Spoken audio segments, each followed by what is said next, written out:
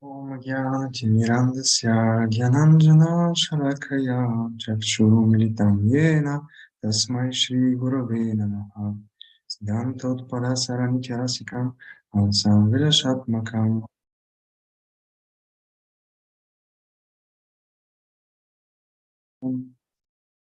Dantotparasarantyarasitam Pramsam Vilashatmakam Taudaryakyasudamasevakardanam Shambhabhakti Pradam Jnayukti Vichakshanam Tadavido Vaishishta Shaktiya Sada Vandeham Tripurarinamaka Yakim Shri Bhakti Vedantinam. So today we will talk about the topic of how to resolve our inner conflicts. Thank you for being here with me. And we will try to dive in the topic and this whole process of resolving our inner conflicts from the side of our spiritual practice. And I will share one of the famous stories of the adventures of Narada Muni, and I will try to take from this adventure some hints how we can resolve these inner conflicts. But first, some beginning words about the conflicts, about the conflicting parts, because when we say that we have an inner conflict, to have a conflict, that means that there is some opposition. So there is at least two things that are opposing each other. And in our spiritual context, this will be our material identity, our mind, which is covered by the material energy, which is bound by material attachments, and our sadhana prospect to go in this sadhaka identity to try to develop our spiritual identity. But on this stage of Anishta Bhajana Kriya, we know that all the anarthas come out, and this is like a process in which we try to develop the positive side, to dive into, to get in the shoes of our spiritual identity, to develop taste, to have our nishta stability in the practice, but our material identity is still also there and taking hold. And in my first lecture in February, we talked about different kind of anarthas and how we can develop a different perspective towards them, a bit maybe in some ways also helpful. And now we will continue a bit in this direction. So when we have our material mind and our conscious desire for us to become more spiritually attached and develop taste for the practice, we know that this material identity comes in the way, and there is this struggle, this inner conflict. But from system theory in psychology, from the family psychotherapy, we know that to go out from a conflict, the conflicting partners need to go out from the liminal space of conflict together. There is no resolving of the conflict if one goes out of the conflict zone alone.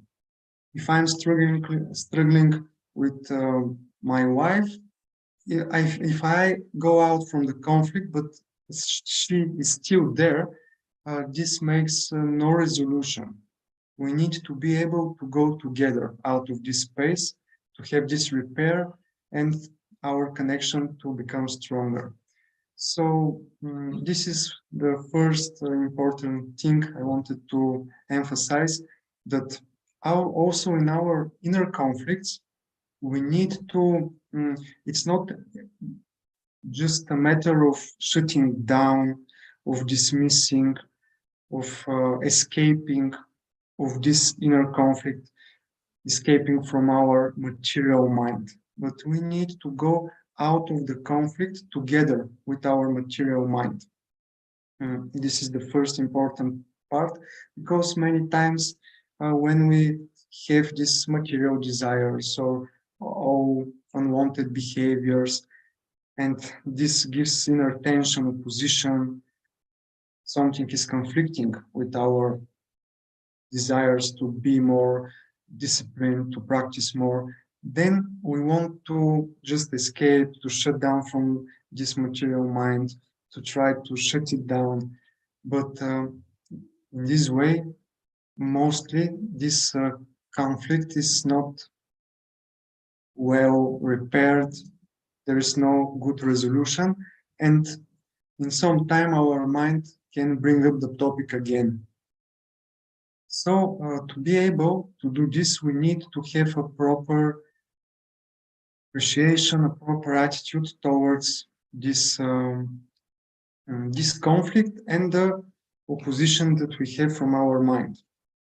So this is the first thing that it is very important to consider, because if we don't want to have again and again the same situations, the same topics, the same behaviors coming out, we need to dive deeper and have a better inner resolution. And how to do this? The story of Narada Muni and the hunter Megari is very, I think, a practical representation of the way a practitioner could address the conflict between him and his mind, or her and her mind. And I will start a bit with the story.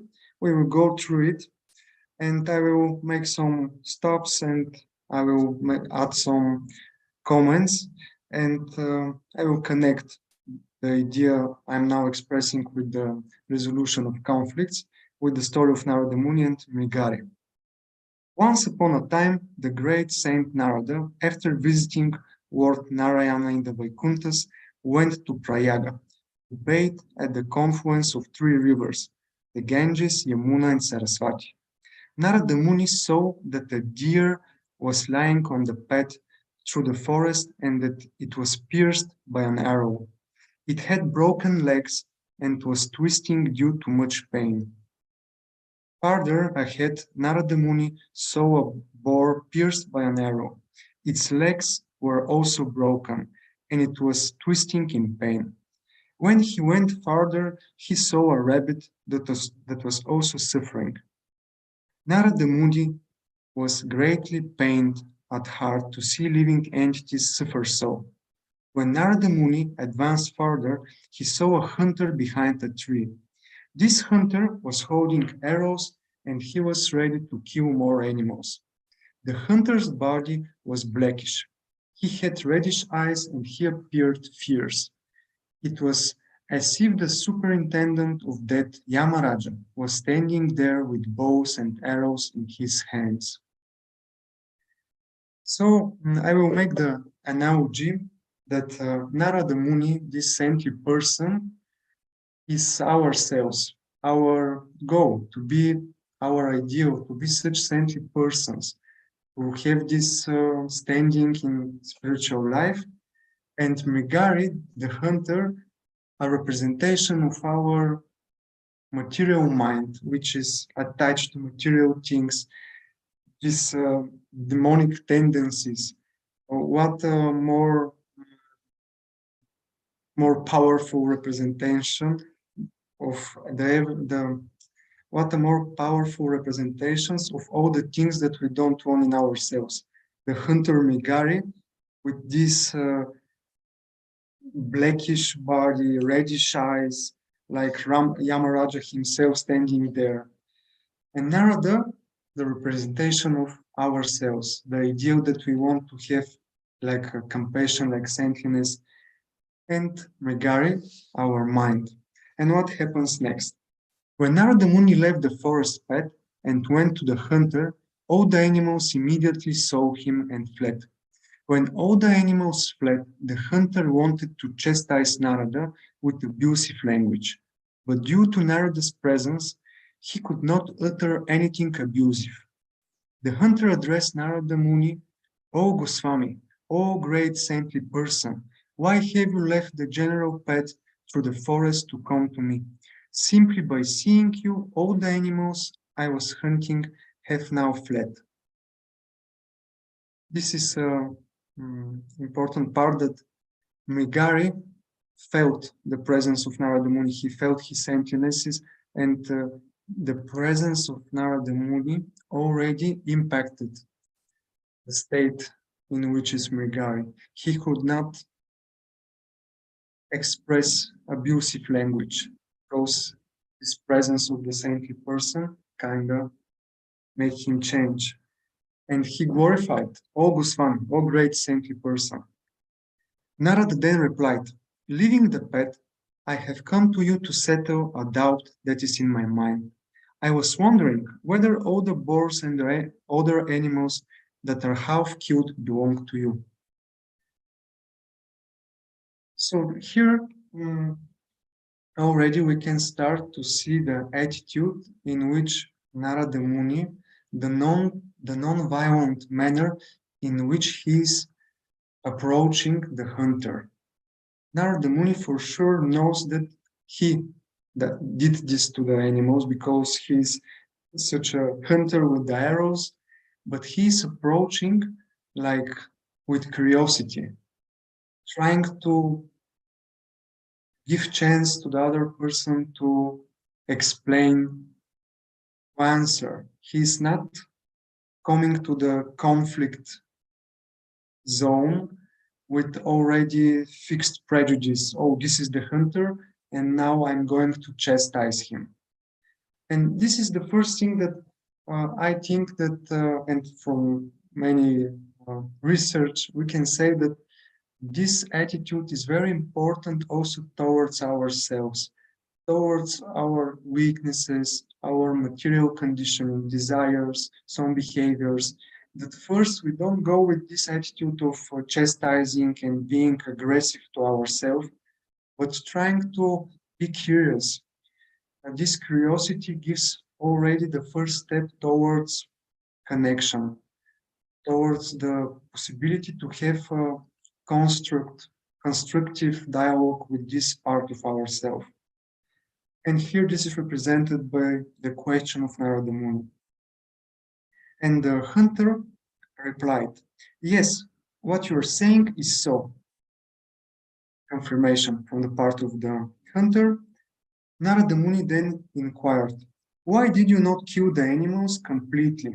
Why did you half kill them by piercing their bodies with arrows?"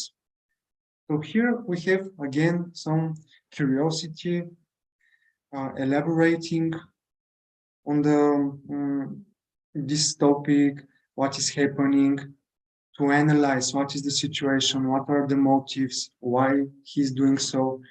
And this is also very important when we want to change something or to resolve some inner conflict, to see what is our material identity now, which is in some twist, in some chaos.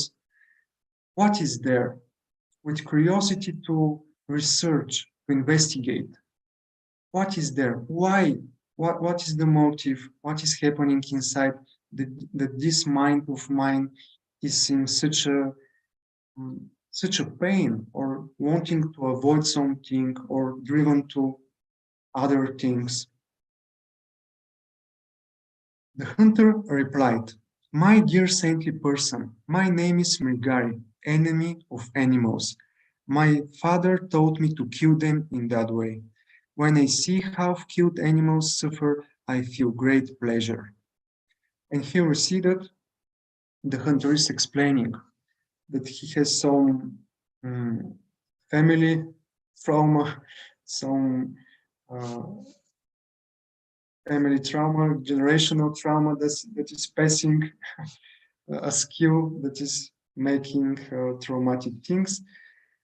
He was taught by his father to kill them that way. Narada Muni then told the hunter, and here for me was a very interesting part of the dialogue.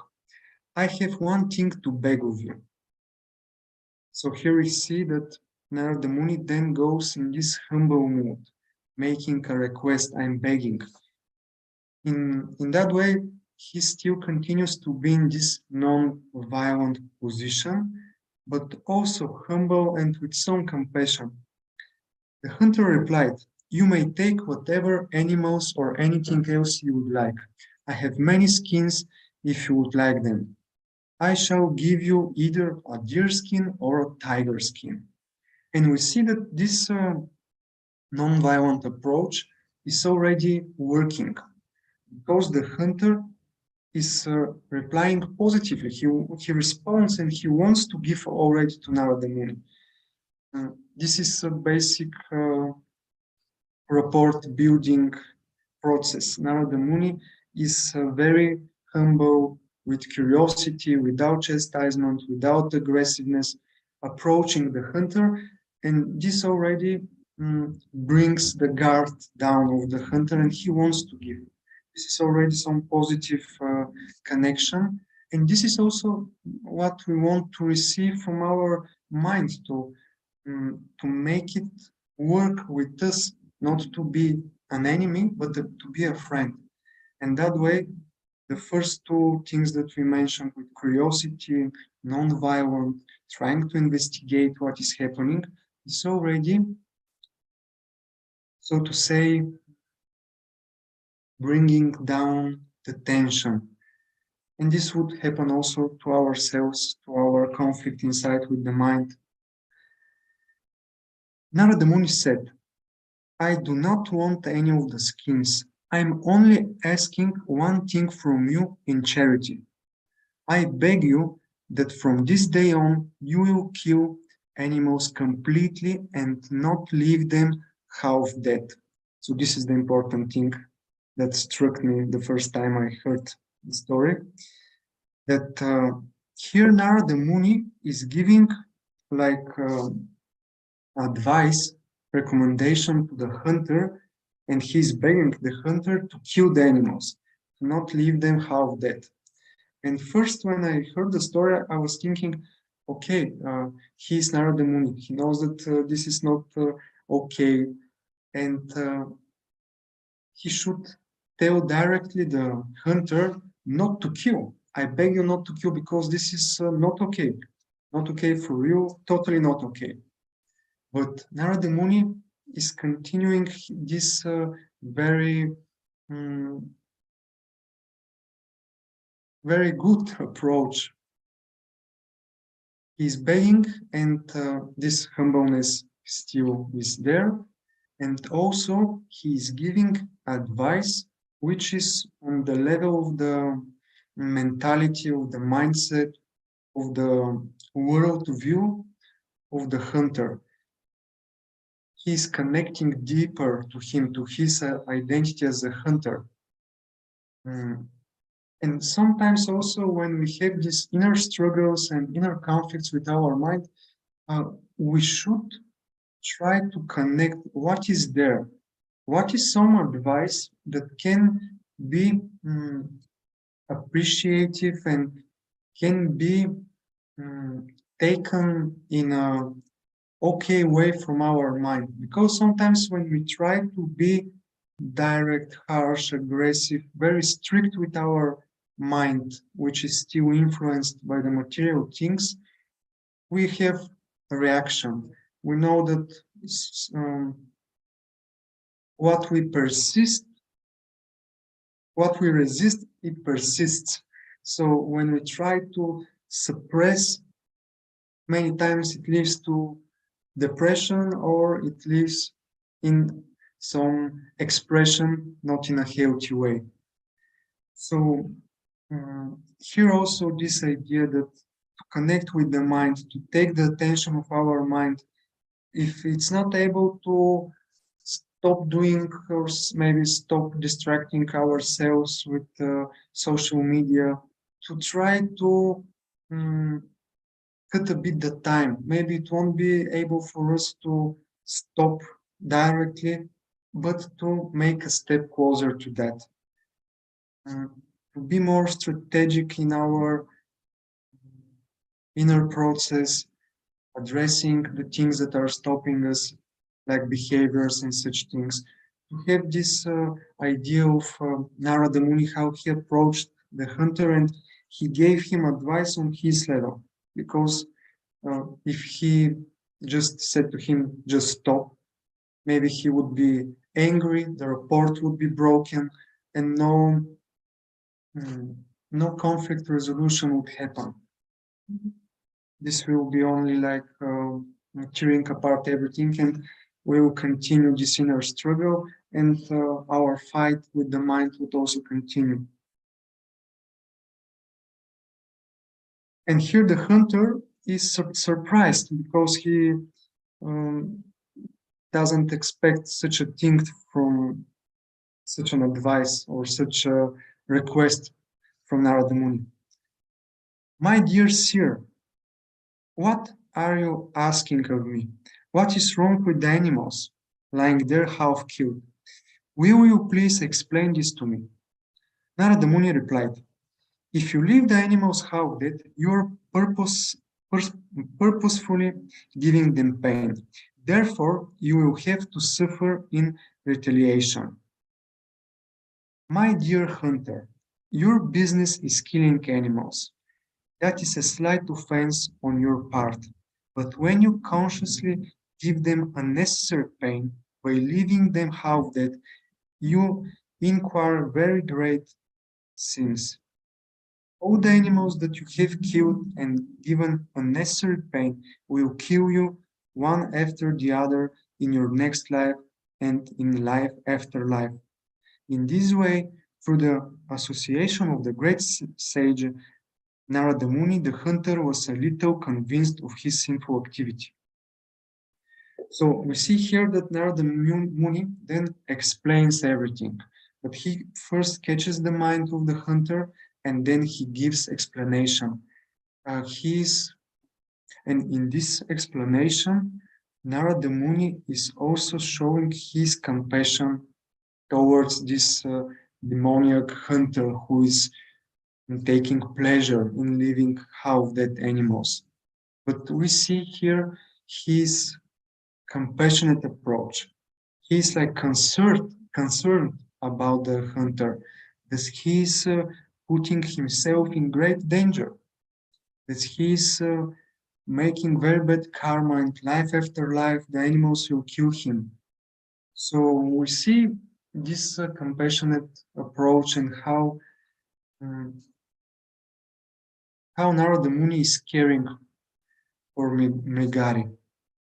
And this is also a way that we can address our material mind because, as we discussed in the first class, uh, our material identity, these attachments and desires and behaviors that we don't want, at the end come down to some needs, some values, some beliefs, which can be redirected or nurtured by our spiritual practice. But to be able to go there, we need to unpack everything. If we confront our material identity only on the bad behaviors, only on this outer layer, then we miss totally the possibility for deep connection and redirecting our material identity on the basis of the deeper construct. Identity is beliefs, values, needs. And by showing some compassion towards these material parts of ourselves, we can go down the pain, the need that wants to be nurtured, to the inner conflict that needs a resolution. And we see here that Narada Muni um, standing there in front of this very sinful person, he's showing compassion towards him. He's explaining and giving some advice on the level of compassion, caring, supportive, that he's considering the well-being of the hunter. And this approach is able to put the is enabling a better connection, and the hunter is putting down his guard more, and his heart becomes open towards the saintly person. The hunter admitted that he was convinced of his sinful activity, and he said, I have been taught this business from my very childhood. Now I'm wondering how I can become freed from these unlimited volumes of sinful activity. And we see also as ourselves that our material conditioning is from childhood, from so many past lives. And this is also coming here for Migari. He doesn't know better because he has not seen better. His father, his grandfather give this lineage, and he's in this state of consciousness because no one else taught him better. And now, with this compassionate approach, Narada Muni is giving us first making connection, and then he's able to instruct. First we connect, then we can lead. And by trying to use this approach also towards our material mind, we will be more able to lead and take it with us to the direction that is beneficial for us. If we start with violent language, with this idea that we are fighting our mind, we know that maybe also from experience and also from Shastra, that this is totally unstoppable power, which is like uncontrolled, very strong wind that is totally unable to be controlled by us. But when we have this compassionate approach, we can see that something is happening. We reach down and we get deeper to our pain, to our identity, what is the core of our identity, and then we can start to instruct.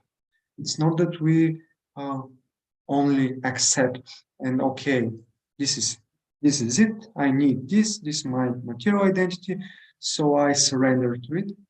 But no, we try to make this connection with curiosity, with compassion, then with courage we can lead. Then we can start to explain how we can support this part of us which is in some struggle or which is conditioned and does all the things because this part doesn't know better, because this is some generational trauma, this is some social context in which she was educated, influenced. And then already Narada explains, first of all, break your bow. Then I shall tell you what is to be done. And here the story continues with Narada Muni expressing doubts and fears, how he will continue, because he knows only this, to kill animals. This is his work, his makes a living like this. And first, this idea is totally shocking for him how to do it. But now the Muni continues giving some support, explaining that he will take care. And Narada Muni continues to instruct him. And the hunter is following the instruction and going all the way. And we know that at some point Narada Muni gives a name for Mrigari to chant, but he could not chant it, and then Narada Muni gives him to chant the name of Mara, which is the opposite of Rama, the goddess of death, Mara. And this is again some shiksha, some advice, which is on the level of the hunter. Um, Narada Muni continues to have this very personal, very, um, very personal approach towards Gary. And considering again that he has still this material conditioning and he's not able to go directly to chant Krishna, Rama, so he gives him to chant Mara. And we know that starting to chant Mara, Mara, Mara, Rama, Rama, then it goes in that direction. And Mrigari becomes Valmiki, the person in which mind all the Ramayana is channeled and expressed through him. And in this story, we see that the power of the proper attitude, the power of proper dialogue, and this analogy for a constructive way of dealing with conflicts and resolutions. Because this analogy that if you want to be like Narada and to have this strong spiritual Shakti desires standing, and Megari as our mind, which is still in very demoniac things and unwanted behaviors and desires. We see in this dialogue between Narada and Megari how with curiosity, compassion, with strategic thinking and giving advice, which is very appropriate, very flexible towards the person, then this huge change is happening. Like totally, the identity of Megari is changed. And I think that for me this was a very inspiring story, and I try to think of our inner conflicts and dealings with our mind in that way that sometimes if there is struggle, conflict that is not getting any better despite the efforts that we put to be more disciplined, to try to change it, but nothing is happening.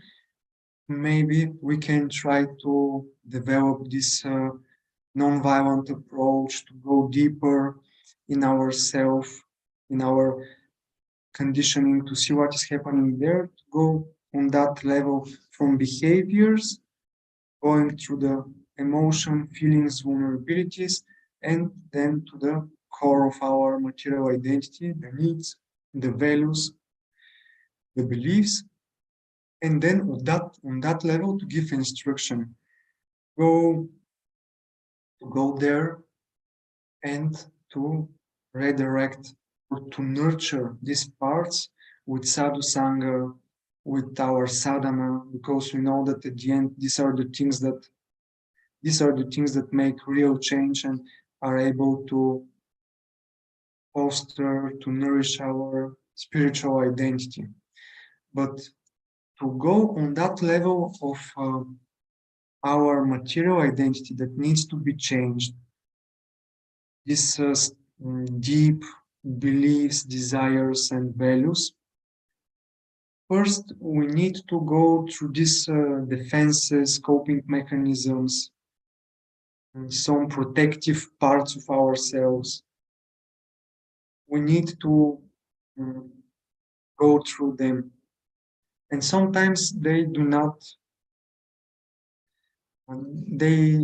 open the door because why? Because these behaviors sometimes have some survival value, some some protective motive inside.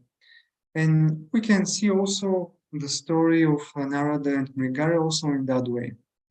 Um, as I said, if we want to change and to resolve this inner conflict, our mind, it's not only our mind, but these are coverings, behaviors, some unwanted things that we do. Then we have the level of feelings, emotions, some vulnerabilities inside. And then is this deeper part of the values, the stories we tell, the beliefs we have, and the needs, which are the basic, the core of our identity, also our material identity. And if we want to resolve the conflict in a good manner, in a healthy manner, that it won't only be on the superficial level, and then again we struggle in some time again with the same, we need to go all the way. And this is also represented in the story of Narada and Megari. First, we see that Narada is approaching the hunter and discussing his bad behavior, the things that he is doing. He's killing animals, he's leaving them half dead. And Narada Muni first goes through this layer. He's saying, okay, why you do this? What is happening? Why you act in such a way? Why not like this? Why this? And he's gaining some information about the behavior. What is what is the behavior and what is driving it? What is the inner motive, the inner desire that is leading to this behavior? What is the deeper reason for this behavior? And this is very important that to be able to change the things that we don't want to do or we want to do better or we want to stop doing, we need to see what is the motive. Why am I distracting myself with social media? Why I'm so critical towards other people? Why I'm very trying to escape my responsibilities? What is driving my behavior? And we see that by this approach that Narada Muni is applying, Mrigari goes to the next level. He's explaining, I've been taught that way. My father taught me like this. I feel also some nice feeling by leaving them like this, the animals. And we see that the hunter is already expressing some deeper things. Okay, we know about his origin, that from childhood he was he was told by his father like this. He doesn't know better. And we see also that there is some feeling involved. That he likes it. He likes it kind of. But then Narada Muni is going deeper, giving some advice, some context, what this behavior is giving the hunter as consequences, what will happen if he continues that way. So here we can, when we have the deeper motive why we do things, we can express the difference that would make if we try to change, if we try to like in comparison to give the other possibility or to explain to our mind what is the consequences of this behavior. And then we see that Narada Muni, by continuing, he is going to the identity of Megari. Because when Narada Muni says, okay, you just break your bow and everything, you change your life. But Megari then he says that this is my identity. From childhood, I'm like this. And also he's expressing the needs. I won't be able to maintain myself. How will I make a living? This is everything I've got. Here we see that uh, dialogue is already going and the conflict resolution is addressing the deeper part, the, the core of the material identity of Megari. If he changed this, he won't have a living. He's kind of dead. So this whole behavior that is on the outer layers, that is visible, it's driven by this, in a way, survival impulse. And this is his whole life. So it would be very hard for him to change it. But then Narada Muni is giving support, saying, okay, I hear you. I see this is important for you because this is a very basic need, and it's normal that you're concerned about this. Totally okay that you have fear. What we will do if you change this? But I'm here for you. I will support. You have already sadhu sangha. I will give you practice, chanting the mantra, sadhana, and everything will happen. But I will come. I will see. I will come to you.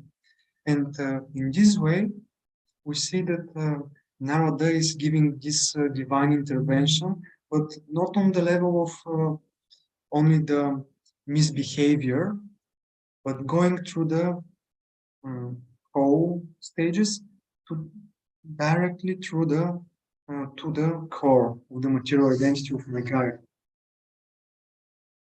His basic belief about himself, his need to survive, to have a living.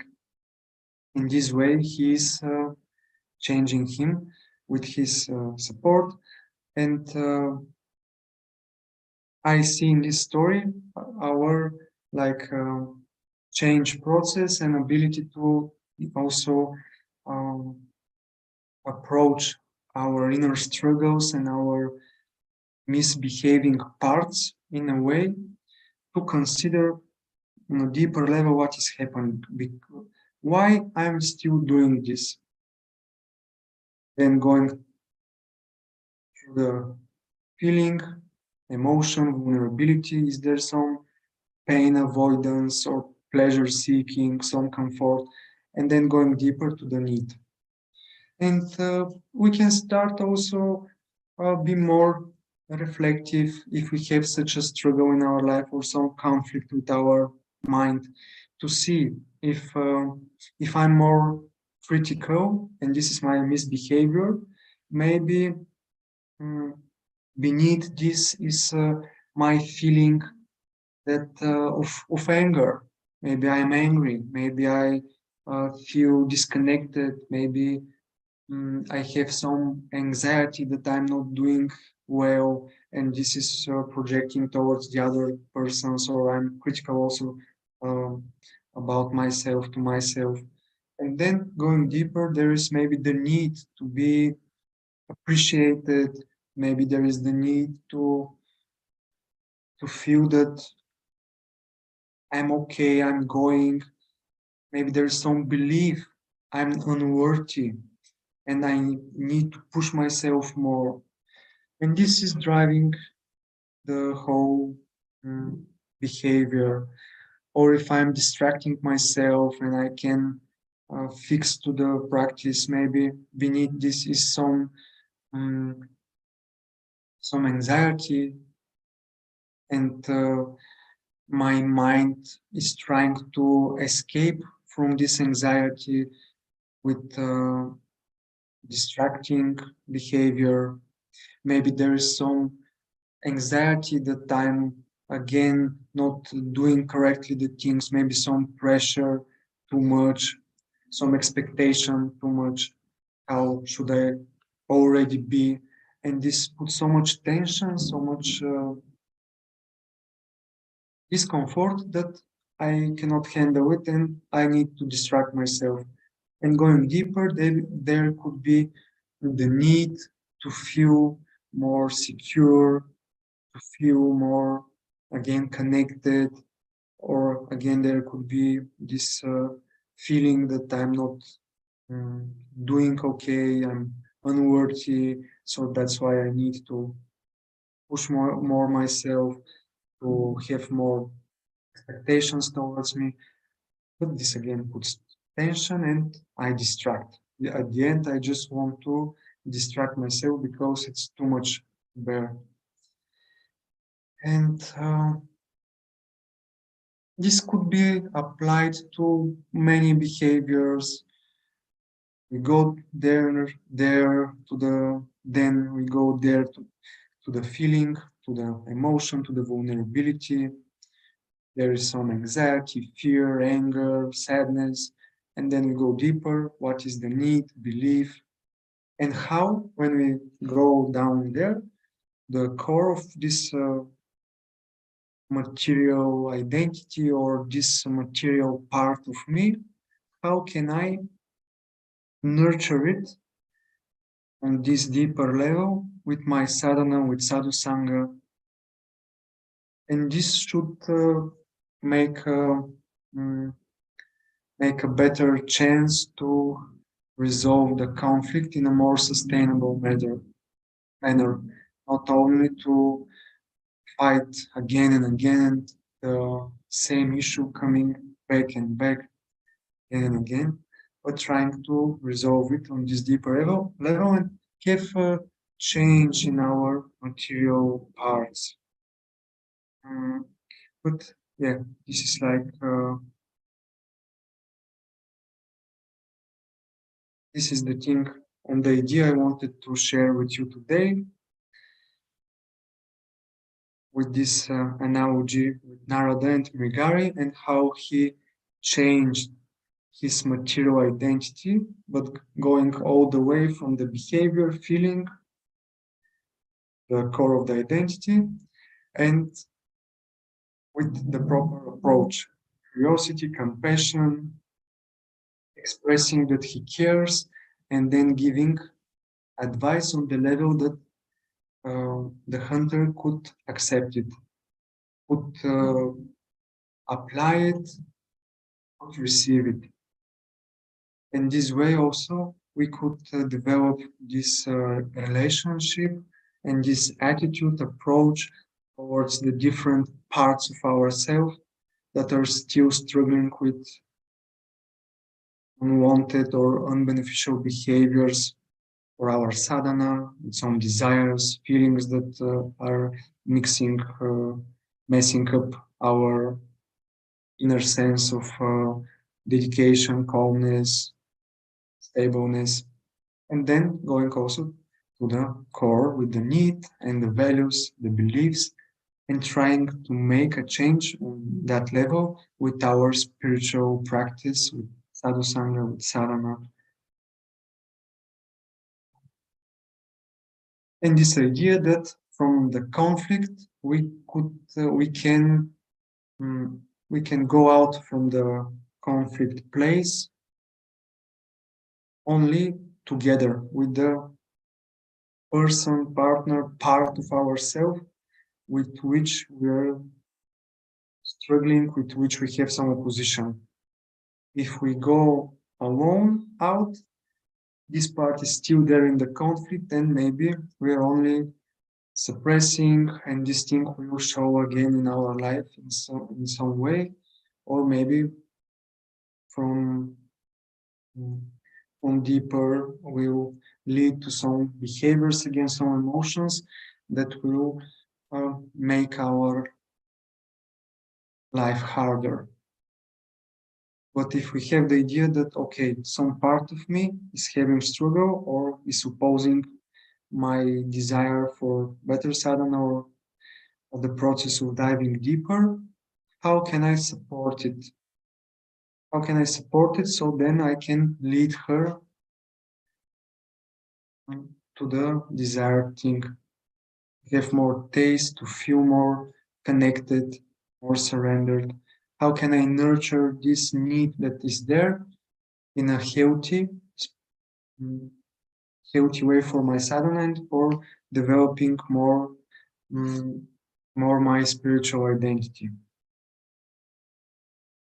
There are some comments, some questions.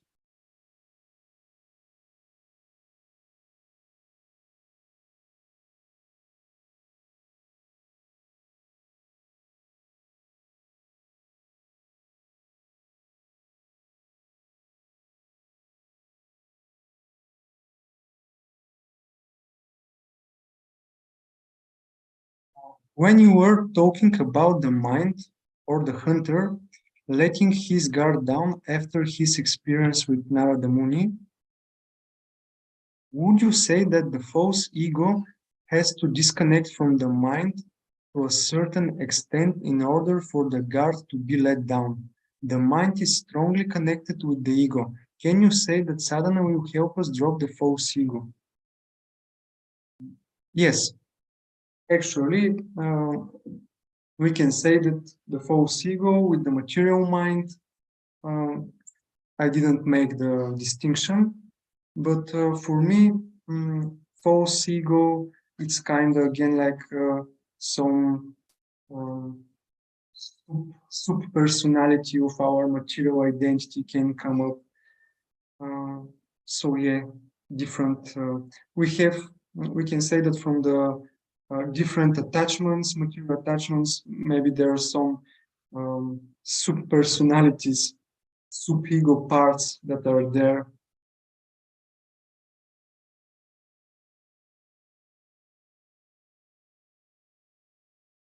Yeah.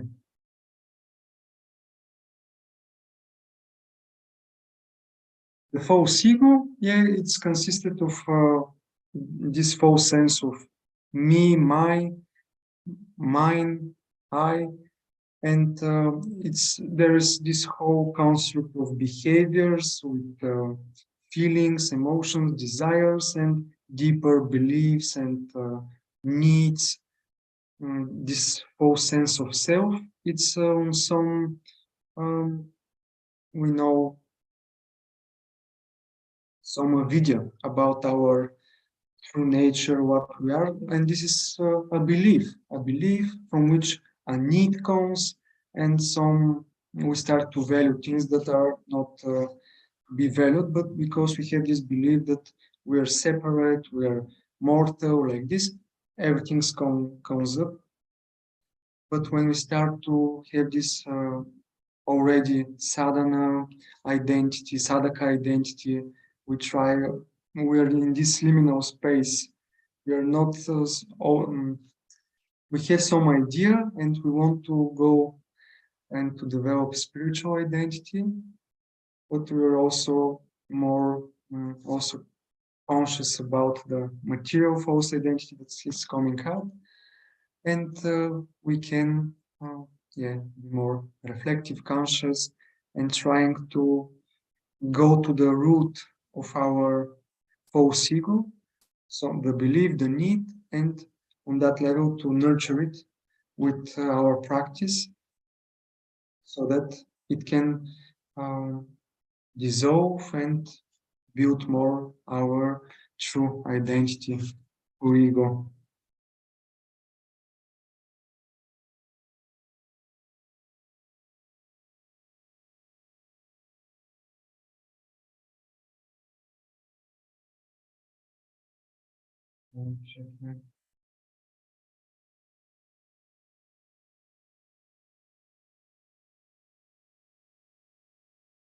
Okay, I'll stop the recording now.